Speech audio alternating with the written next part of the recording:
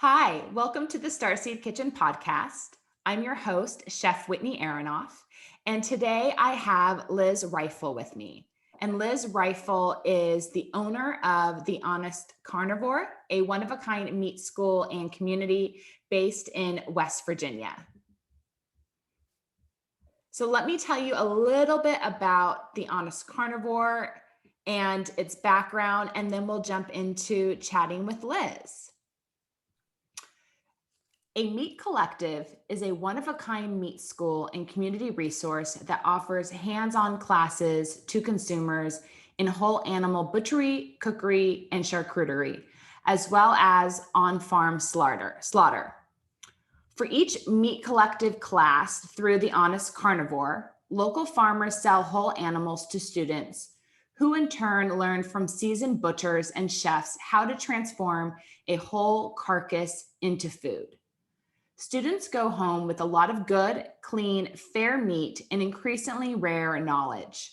Chefs and butchers share their craft, and farmers sell directly to consumers who support humane and sustainable farming practices. The result is a growing community of informed omnivores who are inspired to eat meat more responsibly and to support a more responsible meat production system. The Honest Carnivore was founded by Liz. Liz, I'm going to blank on your last name again. Riffle. Riffle. Yes. Perfect. Thank you. Yeah. The Honest Carnivore was founded by Liz Riffle, the owner of a grass-fed and finished bison farm in West Virginia. It is not only the meat it's not only Meat Collective in the country, it is part of a growing movement. The very first Meat Collective was founded in 2010 in Portland, Oregon. In 2014, the Portland Meat Collective's founder, Camus Davis, launched a nonprofit, the Good Meat Project, with the mission to inspire responsible meat production and consumption through experiential education. One of the program's goals of the Good Meat Project is to spread the Meat Collective model to other communities, which Liz has adopted with her creation of the Honest Carnivore. While the Honest Carnivore is its own business entity, they work closely with the Good Meat Project and other meat collectives around the country to achieve the same mission. To find out who the other meat collectives are around the country, or to find out how to start your own meat collective and attend classes, visit thehonestcarnivore.com. Well, perfect. Thank you for your patience with that long introduction, but I thought your website on the Honest Carnivore did an amazing job of just explaining the classes that you offer and the purpose behind what you guys are doing. Yeah, that was a great introduction. And that's why we have all that up there too, because it's a lot to take in. Everyone's kind of like, well, what is this? What are you doing? And I feel like that pretty much buttons it up. So for people that maybe haven't listened to our other podcast together where we talk about your bison farm in West Virginia, can you tell us just briefly about your background? Yes, totally. So I'm actually a registered nurse by trade, and got into the farming thing because you are what you eat, you get what you put in type thing. That is really first and foremost, it's like health 101. So that's a big reason why we are doing what we're doing. We really wanted a better, more sustainable, honest meat source. And my big thing on that was I actually read a book called Eating Animals by Jonathan Foer many years ago that kind of exposed the factory farming system, and I was horrified. It was good timing because I was, in the process of figuring out what I wanted to do as a farmer and things like that. Part of me wanted to just become a vegetarian. I was like, oh my gosh, I don't think I can ever eat animals ever again. Because I'm an animal lover first and foremost. I grew up with horses and dogs, and that's just what we did. So I was kind of horrified by the slaughter facilities and the process and how these animals are kept and treated and just all of those things. And when we looked into the bison, what really captivated me, besides the health profile of the meat, is the fact that these animals can actually be field harvested They don't actually ever have to see a slaughter facility. Really? So that is great. So I love that. And that resonated with me as a human. So that's a big reason for why we got into what we got into. Interestingly enough, it took me 3 years to work with the state of West Virginia to be able to do that, Wow. because they didn't believe me that I could do that and then sell my meat, but I can, because bison are an exotic species. But the Meat Collective is a way for other farmers that don't raise exotic species, and they can also field harvest their animals for a commercial type of sale. So whether that is for the butchery classes, right? So we buy animals from farmers for the butchery classes. But the other way you can do that too is folks who are more interested in getting quarter or half animals, which is, a little bit easier to do when you're talking about a pig versus, a cow. That animal can be field harvested, and then that person can, if they purchase at least a quarter, not a problem. Then it doesn't have to see a slaughter facility. Amazing. And so that's a big piece of, not only do I offer the classes to consumers just from the transparency piece, but I also do some work from the education side for farmers in regards to like, hey, did you know that your animal doesn't have to go to the slaughterhouse? And how much better is that, right? Like they've done studies on the amount of stress hormones that are left over in meat when an animal is stressed out. Yeah. So, I mean, whether, the meat tastes different or not, other people will say different things, but the stress hormone is there. Prime example, cortisol, right? So there's extra cortisol in that steak that you're eating, and you're just eating it, right? So that you're ingesting that extra cortisol that your body then has to process. So that's no good for us either. And then it's just not fair. It's not fair to the animal. Like if we are going to eat animals, there has to be a transparency piece in recognizing what that animal or what it takes to actually put that animal on the plate. And so that's a big part of what the Good Meat Project has been trying to do around the country is, like make that connection piece for people and show them the transparency piece on like what it really takes to get a steak on the table, and actually how much better it is for an animal to be field harvested than to be dropped off at a slaughter facility and then slaughtered, a couple days later. And unfortunately, the way that typically works is they also have to be stunned, and then they have to be shot, and it's an assembly line, and then they have to be sterilized basically, and some of the meat is irradiated nowadays. So it's just like this, it's just this huge rabbit hole we've gone through nowadays to make meat basically, I don't know, like we don't treat it like it's a living thing anymore. And I feel like that is a huge atrocity as a society. And so this is my way of exposing that and getting people into what it really takes to eat meat. So in order to find meat or to get meat that has been field harvested, you really have to go straight to your farmer. Totally. There's no way that this is going to be labeled in a grocery store or even at a butcher shop, I think.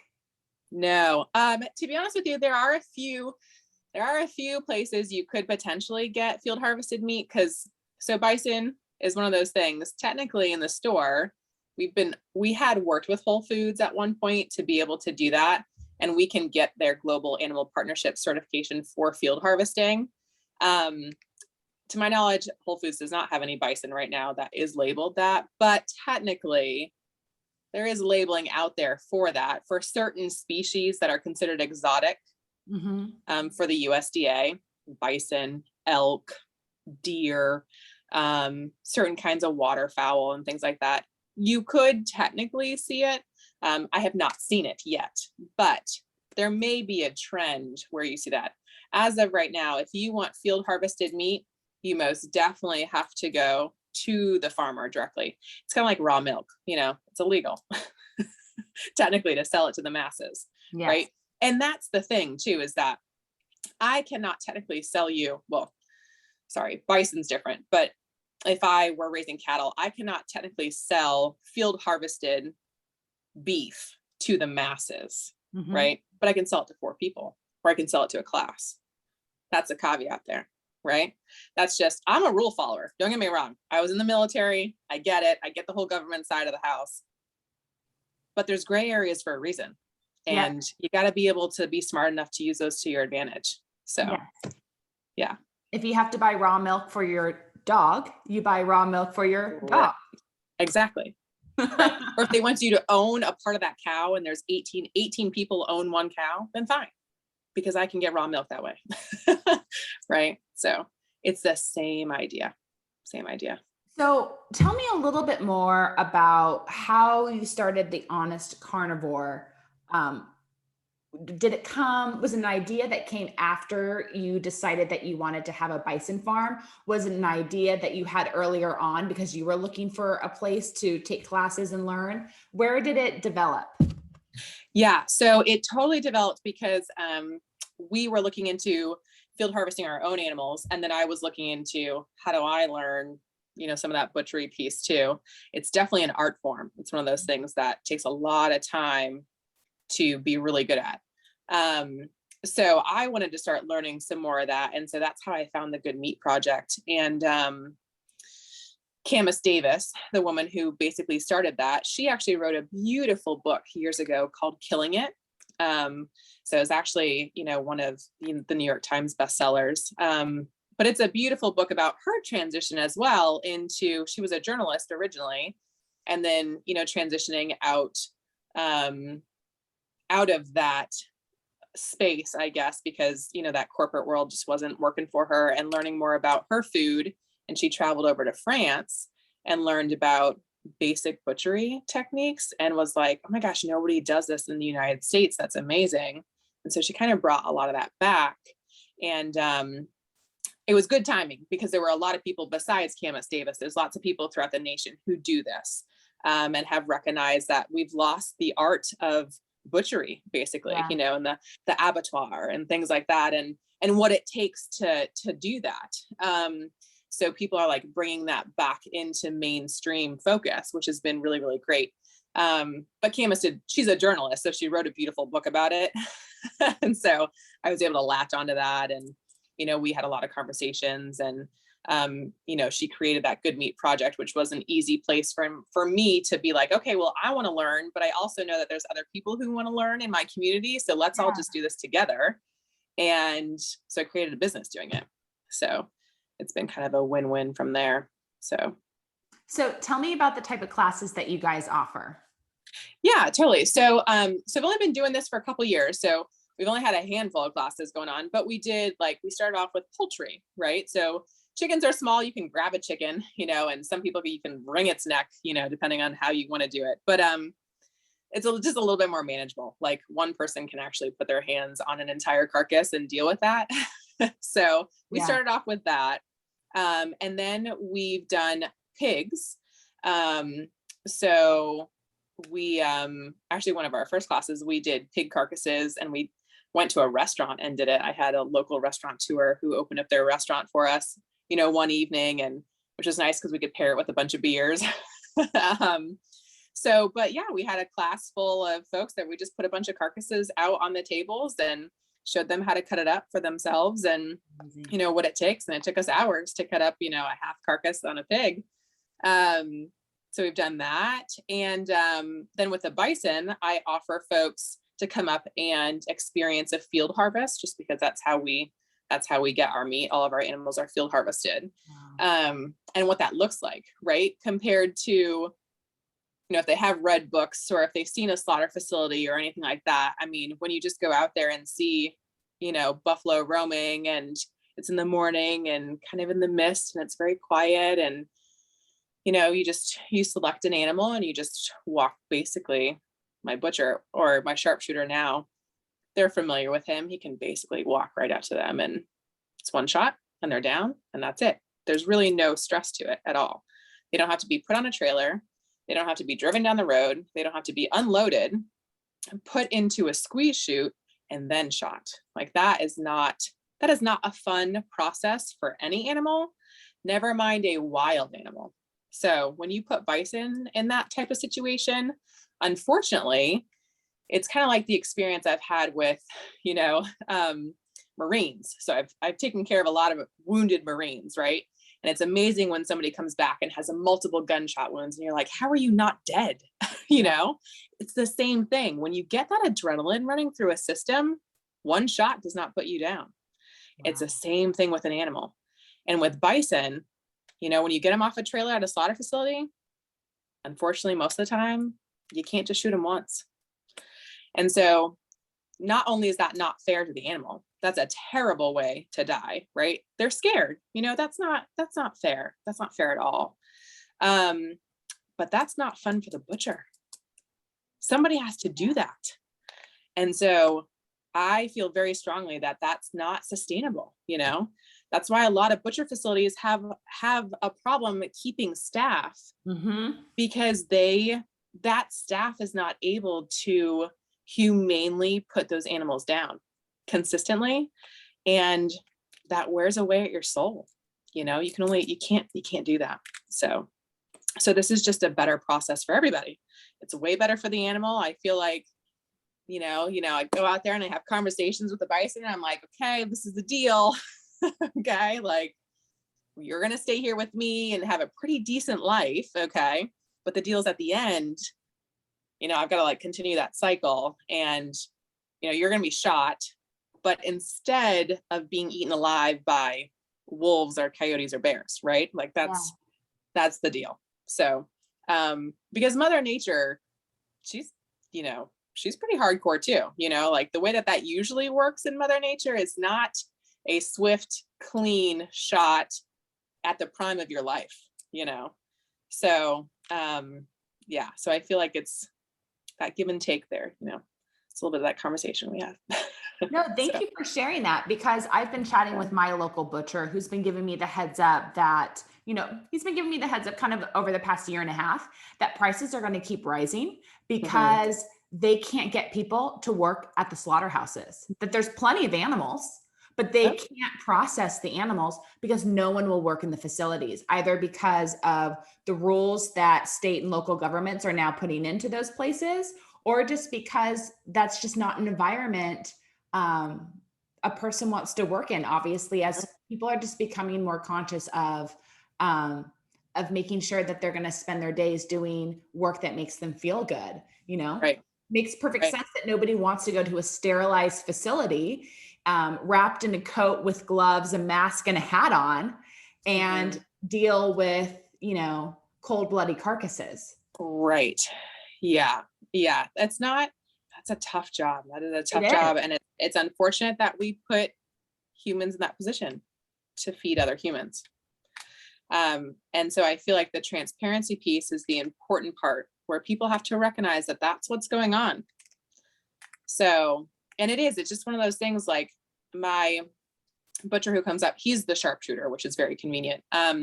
So he comes up and he says, it really is, he enjoys that process to be able to field harvest, you know, this animal. It's a very honorable way to die. It's, you know, it's the way it should be.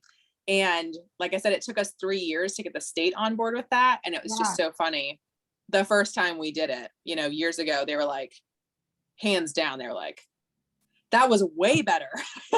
Wow. And I was like, yes, yeah. And he's like, yeah, this is way better for the animal. He's like, yeah, it's a little extra work because I gotta, like, you know, haul a carcass around. But I was like, actually, I think it's a lot easier to haul a carcass than it is a live bison, honestly. And they were like, oh yeah, this is way better. So have you, do you follow the Weston A. Price Foundation at all? Yes. So the Wise Tradition podcast, hosted by Hilda Labrada Gore. Yep. She's been up to the farm. Yeah, I'm sure she has, because she's in your area. Yeah. She not long ago interviewed some people in Arkansas who were doing now mobile programs. So they, like what's happening with you, they go to the farm and help farmers harvest their animals on site. Yeah. Instead of, like you're saying, trying to get all those cows, you know, to a facility, just so it's a more humane process, but also just a more efficient process, and actually maybe more sanitary in the long term. I think so too. I actually think it's more sanitary as well. Yeah, I mean, there's some things you need to think about, to make sure that it's sanitary, but I actually think it's more sanitary. It's more sanitary. Yeah. Hmm. So I know you guys offer the classes where you're breaking down a bison, you're breaking down a pig. You Hmm. guys also have organ meat cooking classes, Yeah. which that interest is on the rise as people are relearning these holistic values of food and how much organ meat nourishes them on a deeper level that, plants and fruits just can't provide. Um, Right. how long have you guys been doing the organ meat cooking classes for? Yeah. So that's going to be a brand new thing this year, Okay. just because, right, just like you said, people are very interested in those organ meats, and we're getting more and more of them back off of the animal. And everyone's like, okay, well, what do I do with it besides liver and onions? Yeah. So we want to talk through that more and expose people to that more, because as a society, as Americans, we typically don't eat a lot of organ meat. Mhm. And interestingly enough, most societies always did. They didn't let any of that animal go to waste. So it's just one of those traditions that just hasn't been passed on. So we're just like trying to like get that back in. So this is going to be the first time we do it actually in May. And we're so excited to do that, just because I'm excited too, because I don't cook organ meat that often either. So I'm excited to work with a chef locally here and really see what people think about, what heart stew tastes like, Mhm. and tongue tacos, things like that. That doesn't have to be just like a piece of liver on your plate that you're just eating with a fork and knife. You can actually get creative with what you're doing with the organ meats as well. So yeah, we're really trying to get super creative with all kinds of classes, and I recognize, some people like to see the harvesting piece of it. They actually want to see the animal be put down. And some people don't want to see that too. So we offer, all kinds of stuff. Like later on this year in the fall, we're Mhm. going to do a pig to prosciutto class, or a pig to plate class. So literally it's a 3-day event. We put the animal down, we talk all about that. And then we actually start, creating charcuterie out of it, over those 3 days. And so I think that's just, that's just a really fun way to learn about the art of butchery and what it takes to eat meat, really. So yeah, we do the simple, evening class, just a little bit of butchery off of a carcass and where you get your Yeah. steaks from and things like that, all the way to like 3-day events, and like you were saying, to the organ meats. So yeah, so it's been It's kind of cool. amazing. I think there's such a want for these hands-on experiences because you can read a recipe over and over again, but there's something about being able to do this with another person that really kind of supports your confidence level to help you actually jump on in and do it. Right. Yeah. And there's a sense of community around it. A lot of people, like, I feel like, again, in our busy lives, like, we've kind of forgotten what it takes to break bread together and Yeah. to actually sit down and have a meal together, and how much more satisfying it is to cook and eat as a family. Mhm. And or as a community and as a group. And so it kind of just brings that back, as central to eating. You don't just have to eat on the run by yourself. It really is a community act. And even more traditionally, the whole community would have participated to prepare it, you know? Yeah. So yeah, Yeah, you wouldn't have been doing one cow or one bison right. all by yourself. Right. Yeah. Yeah. So So where do you find these talented people that know these traditional skills to teach your classes? Like that's what fascinates me is they're the needle in the haystack and they're the ones that we all want to learn from. How do you yes, find them? I know they are the needle in the haystack. Um, so, because that's the same thing, right? So my butcher, obviously, he does some of that, but he also runs his own business as a butcher, so he can't like Mhm. just teach classes all the time.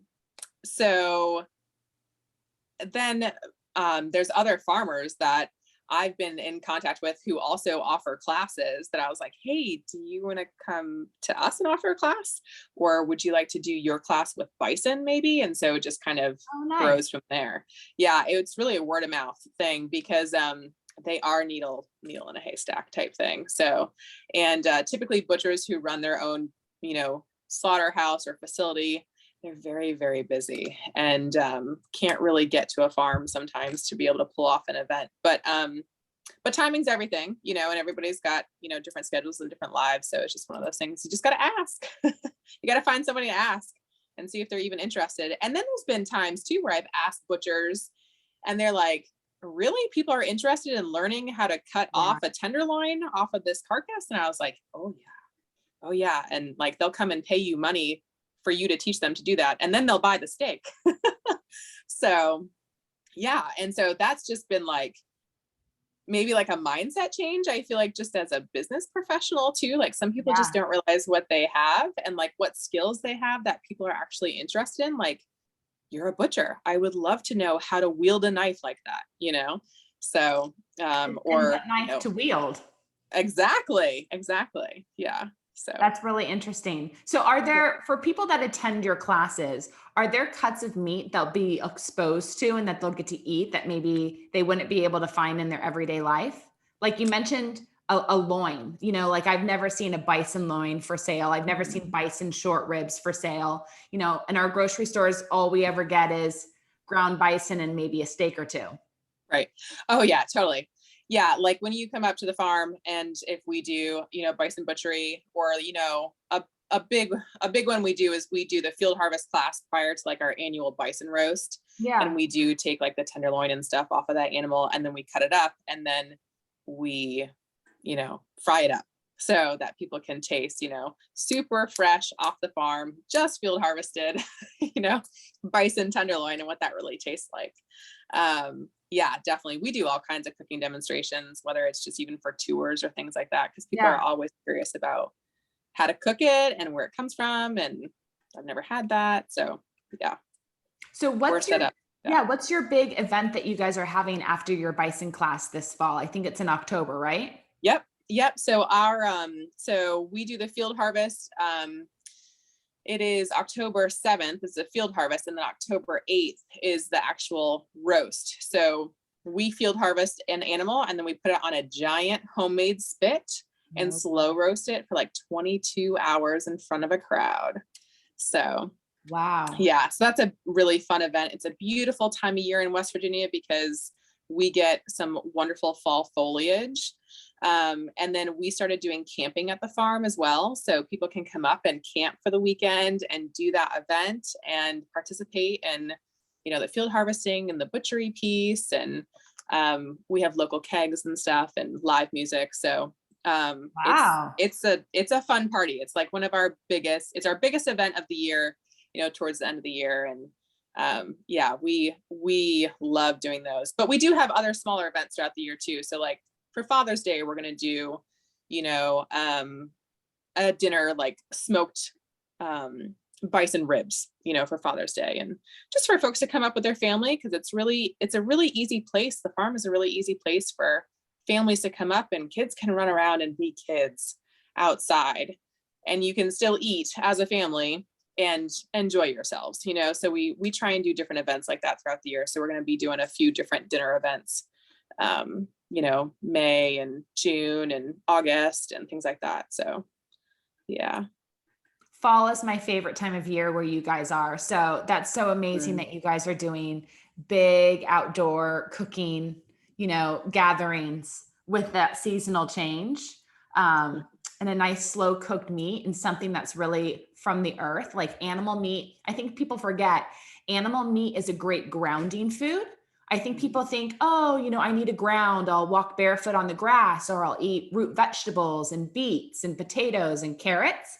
But they forget that animal meat has that ability to do that for us. It helps us kind of stay in our body, be grounded, be more connected to the earth because the animals are eating the earth and they're a part of it. So that's just a great time of year to kind of celebrate the harvest, including animals in it, and enjoy that with community. Totally. I totally agree. So yeah, we're looking forward to it, so it's going to be a busy year for us. And we're excited to do all kinds of events like that. So Yeah. Any events that you are looking to bring on that are specifically focused on things that you are really wanting to learn about? I would love to do a lamb class. That would be one of my big things. Yeah. Yeah. It's I'm a just big lamb lover. been one of those things. And I do, I like lamb too. Lamb's one of those things, people either love it or hate it type thing. It does have quite its own flavor profile. So, but I would love to do a lamb class. And I feel like that's one of those things too. If you can learn to do that, a couple times under instruction, you could potentially go and buy your own lamb and do the breakdown of the carcass in your own kitchen. It's not a big animal, so you could definitely potentially really do all that yourself, go to the farm and pick out a lamb, be like, yep, I want that one, and you field harvest it and bring it home and dress it and done. So I feel like that's one of those things that I would like to be able to do as a cook, as a chef, as a mom. I'd like to be able to just be like, oh yeah, let me just take this into my kitchen and we'll just cut it all up and we'll have lamb ready and it'll be good to go for the next 3 months. So. And lamb seems like one of those animals that isn't, the flavor of the lamb doesn't seem to just be affected by the grass that it eats or the environment that it's in, but it seems that how you slaughter and process the lamb also affects the flavor a lot. Have you heard anything about that? Yeah, I mean, definitely. Just like any of that meat, if it's in a facility where it's all stressed out and then sterilized, that meat is going to taste a lot different than if it was just broken down on your dining room table. Yeah. It seems like it comes out a lot stronger and pungent and yeah, right.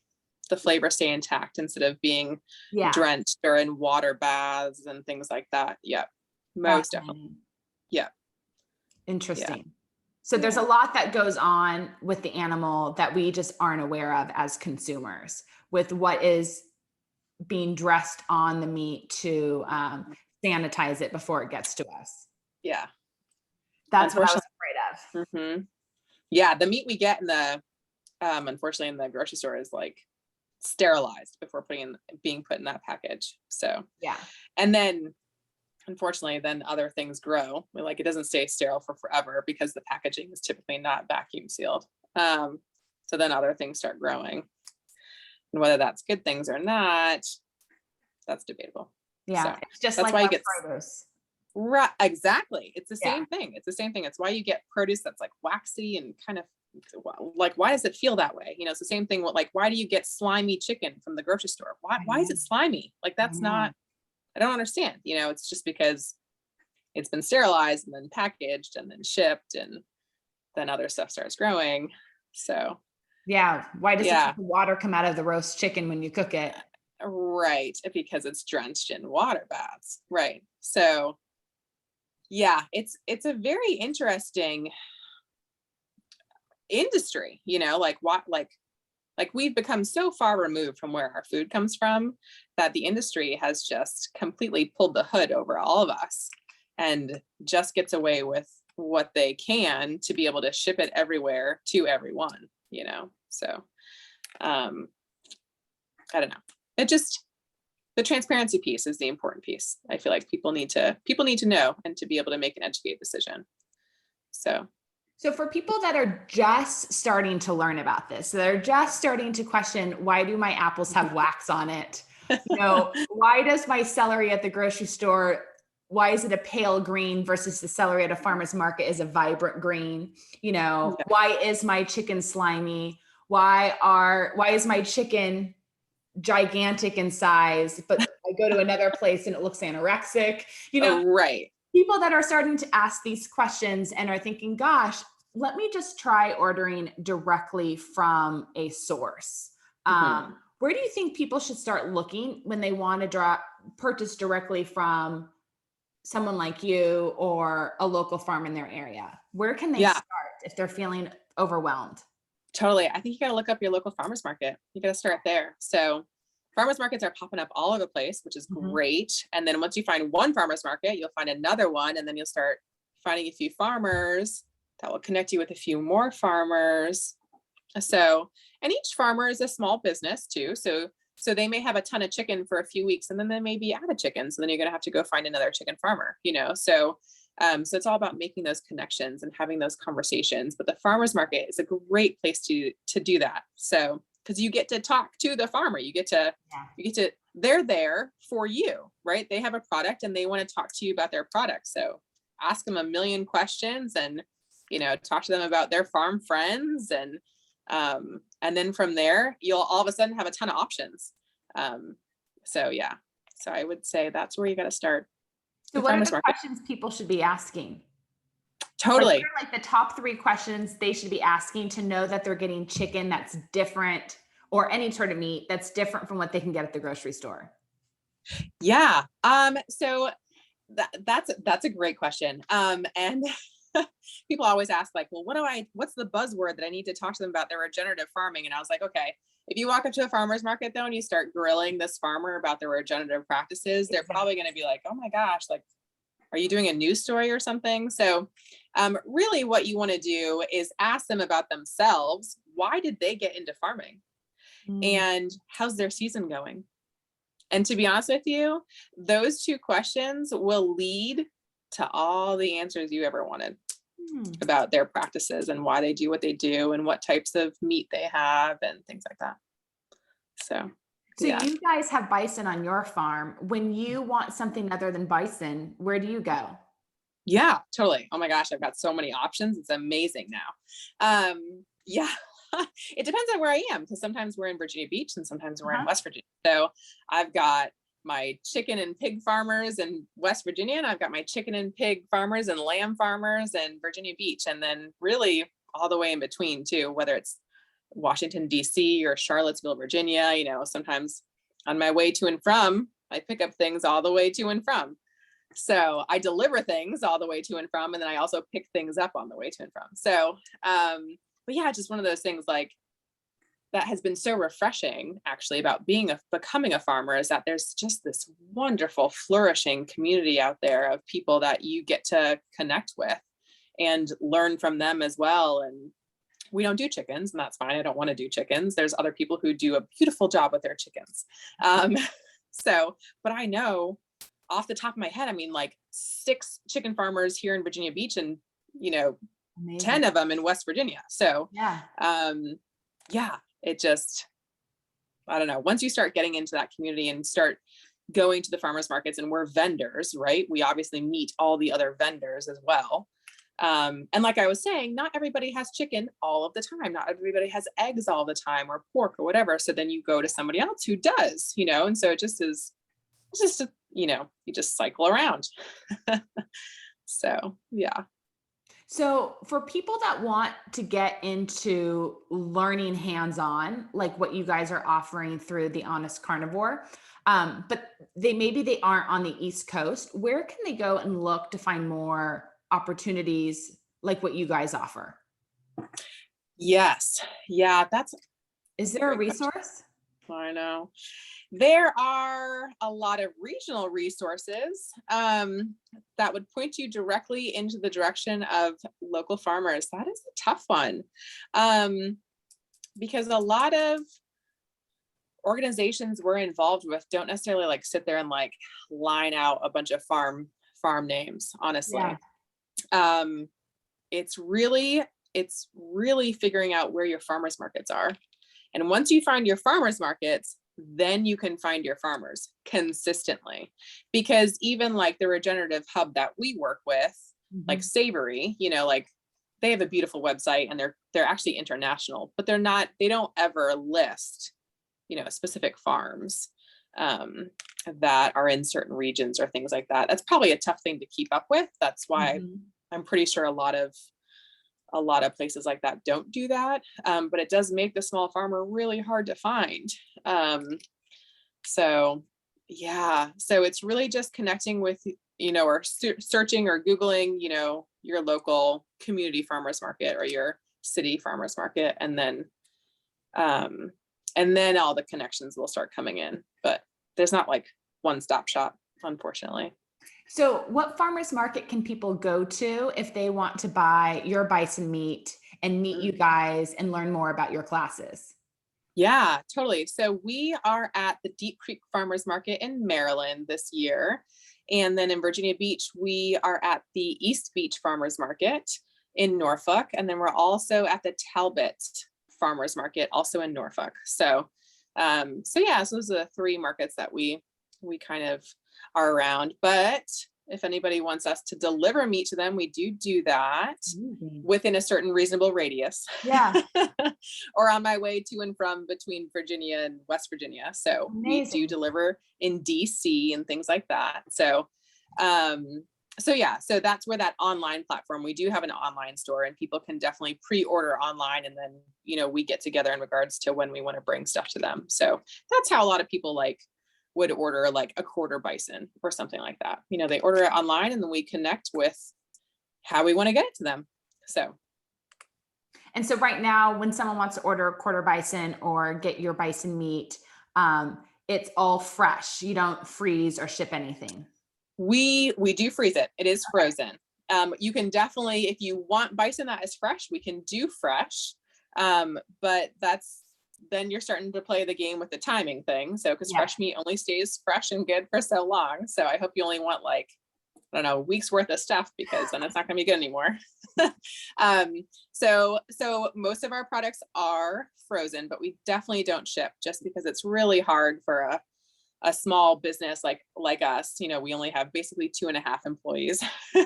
So to try and figure out the shipping piece is really, we played around with it in the past. It's really expensive, unfortunately, because it needs to show up to your door still frozen in a reasonable amount of time. And shipping these days is not that easy. So. No, it's not. I sell organic spice blends, and I'm selling a jar with 5.5 ounces of organic spices, and that is challenging to make sure that it gets to, my customers swiftly and within a reasonable price. Right. Exactly. That's the other thing too, is so the price thing. I was curious what it's like for someone that wants to send something frozen, because it's not easy to send something that's not frozen. Exactly.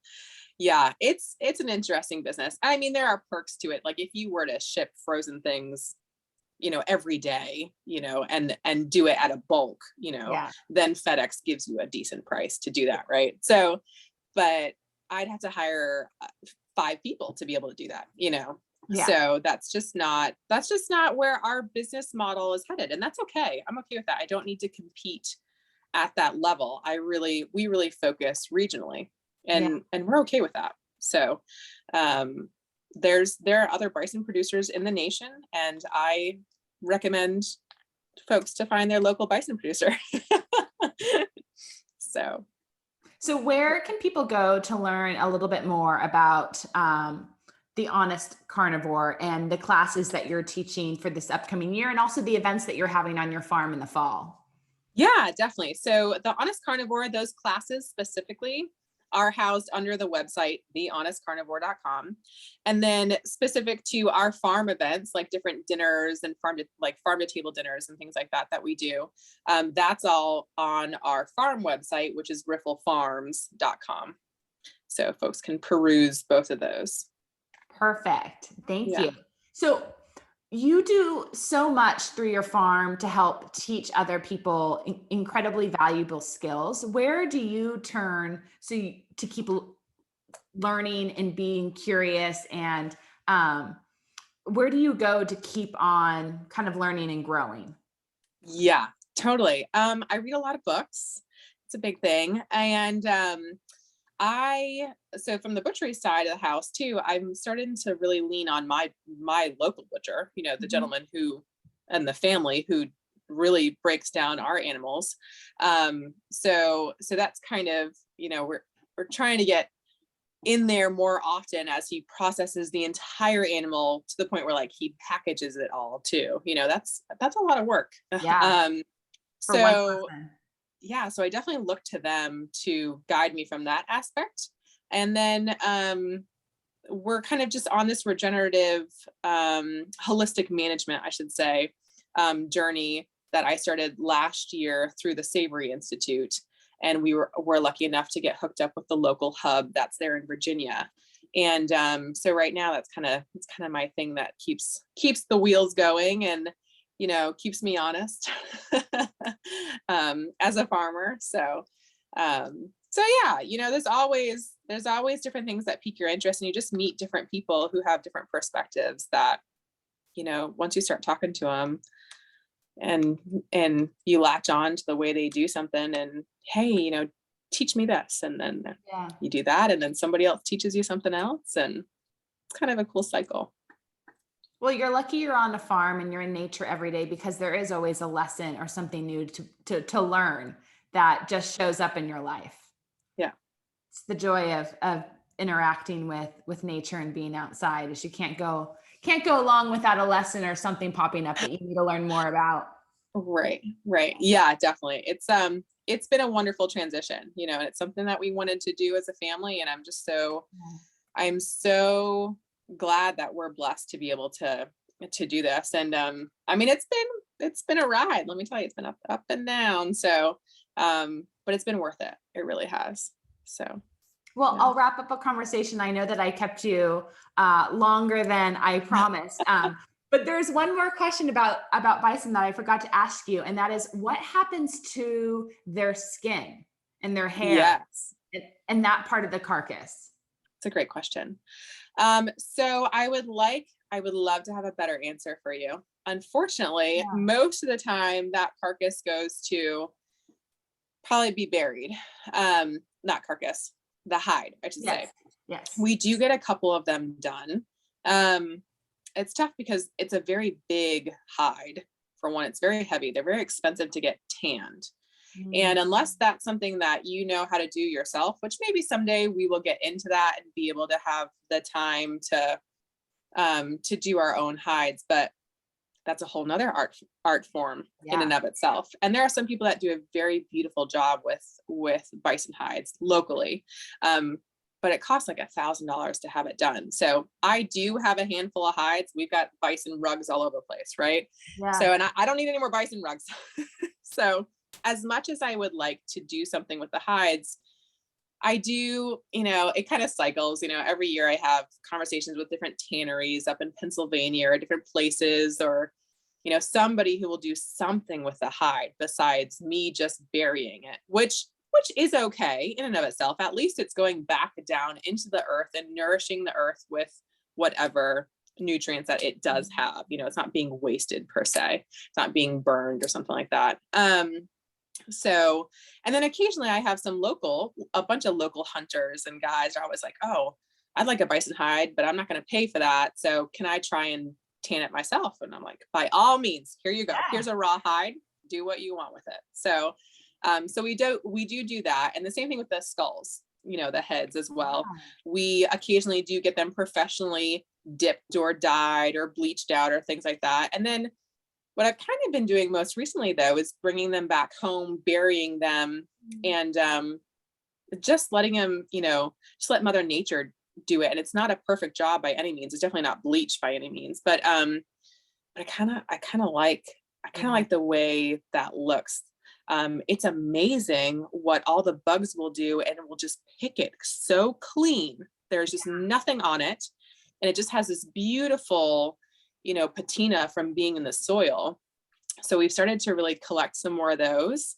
But it's definitely one of those things that's definitely in the back of my mind all the time. I'm always thinking about, what can I do with this beautiful hide? You know?